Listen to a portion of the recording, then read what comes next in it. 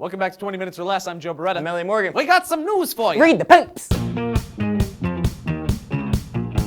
George W. Bush, Dick Cheney, Donald Rumsfeld, and a team of their legal advisors were tried in a Malaysian court and have been convicted of committing war crimes. The five-panel tribunal was unanimous with their guilty verdicts as they found an absentee Bush and his staff responsible for torture and cruel, inhumane, and degrading treatment. This is the first conviction of its kind anywhere in the world. Now, whether or not you're a big fan of George W. Bush and his posse, this is a big deal because somebody is standing up and proclaiming, hey, you're a dick. The week-long trial in Kuala Lumpur heard the testimony of numerous witnesses who vividly described the ill treatment they endured at the hands of U.S. soldiers and contractors in Iraq and Afghanistan. Through witness accounts, the prosecution attempted to present an administration that was brutal, barbaric, cruel, and dehumanizing. 48-year-old Abbas Abid, an engineer from Iraq, had his fingernails removed with pliers. Ex-Guantanamo detainee Matsam Beg described beatings and hooded solitary confinement. Ali Shalal recounted being hanged from a wall and electrocuted while attached to bare electrical wires. And an Iraqi woman by the name of Jamila Abbas Hamidi, a former prisoner of Abu Ghraib, spoke on how she was stripped and humiliated and then used as a human shield when transported by helicopter. The court believes all of these atrocities fall under the umbrella of Bush's war on terror, and now it seems that Bush's policies are coming back to bite him in the butt, or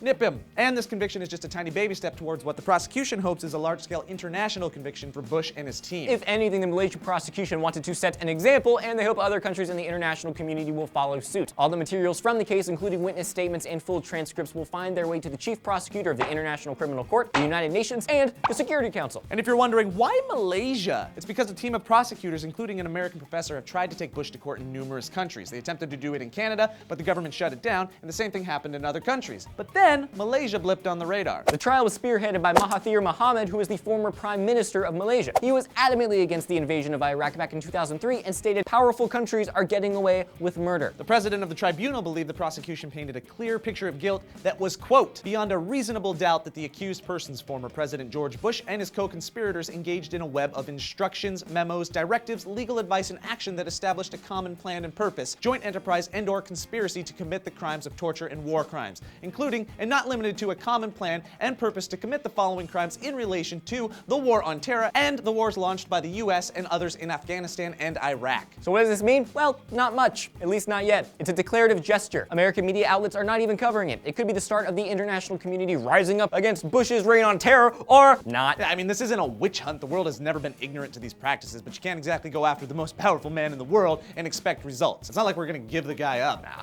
But if the voice of the international community grows and U.S. power continues to dip, the situation can get a little interesting. Or not, I don't know. Did you know that spiders hunt in packs? It's crazy. Ugh. It should also be noted that in war, crap happens. And there's good crap that happens that we never hear about, and then there's a bunch of really bad crap that we never hear about because secrecy is a really big deal. There's a ton of secrecy when it comes to war, in part to cover up horrendous atrocities and also in order to protect us civilians. And it's not just the U.S. Every nation does this. It's people protecting their people, or at least attempting to. So do you think this type of thing is more of a statement, or do you think it's something that could potentially steamroll into being something really significant? Let us know your thoughts on the matter in the comment section down below. And then please like this video and subscribe to our channel, and then click this annotation and go to SourceFed.com to see the 5 stories of the day, or any of the stories that we did in past days. I'm Joe Beretta. I'm Elliot Morgan.